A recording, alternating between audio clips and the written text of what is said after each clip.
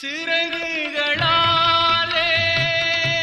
வலிந்தென்னை மூடி செட்டைகள் நடுவே அடைக்கலம் தந்தாய்.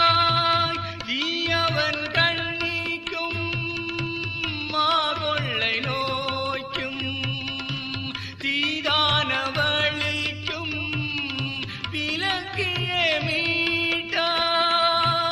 என் ஜீவ பாதை லோகம் காணும். என் ஜீவ பாதை லோகம் காணும். என் அன்பான தேவா என் ஈசுநாதா, நீரே என் அடைக்கலம், நீரே என் கோட்டை, நீரே என் தஞ்சம், என் நம்பிக்கை.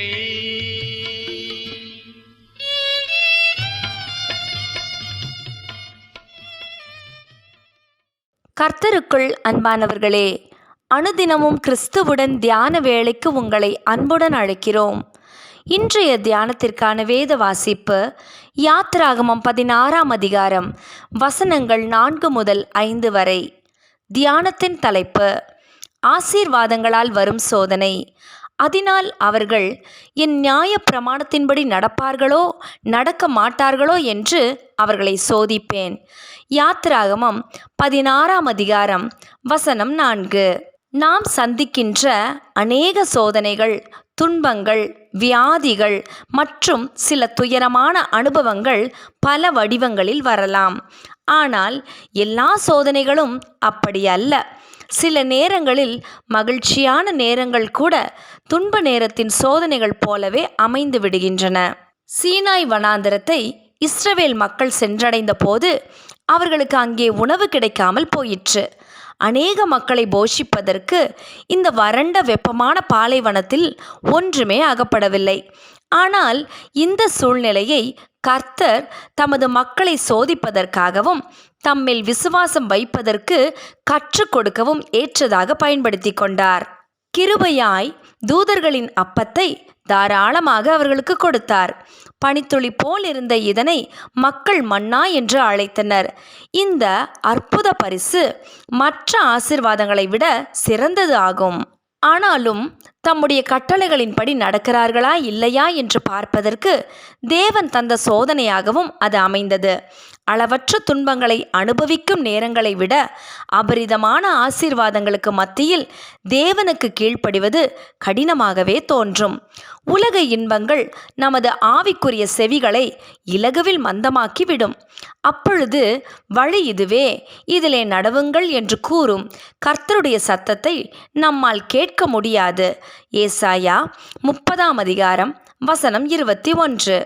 சோதனைகள் நமது வாழ்வில் இல்லாவிட்டால் நாம் பாதுகாப்பாக இருக்கிறோம் என்ற மாயை உண்டாகி சாத்தானின் சோதனைகளில் எளிதில் விழும் வாய்ப்புகள் உருவாகிவிடும்.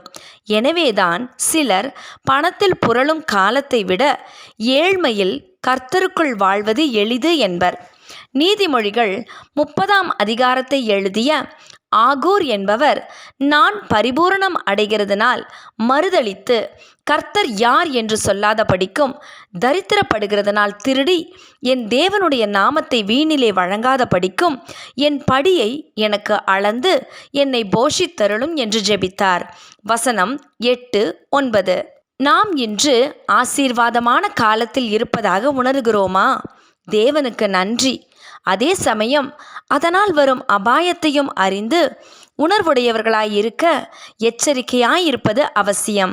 ஒளி நிறைந்த காலத்திலும் இருள் சூழ்ந்த காலத்திலும் எக்காலத்திலும் தேவனுக்கு கீழ்ப்படிதலே அவசியம். அனுதினமும் கர்த்தரை நம்பி கீழ்ப்படிந்திருப்போமாக. ஜெபம் செய்வோமா?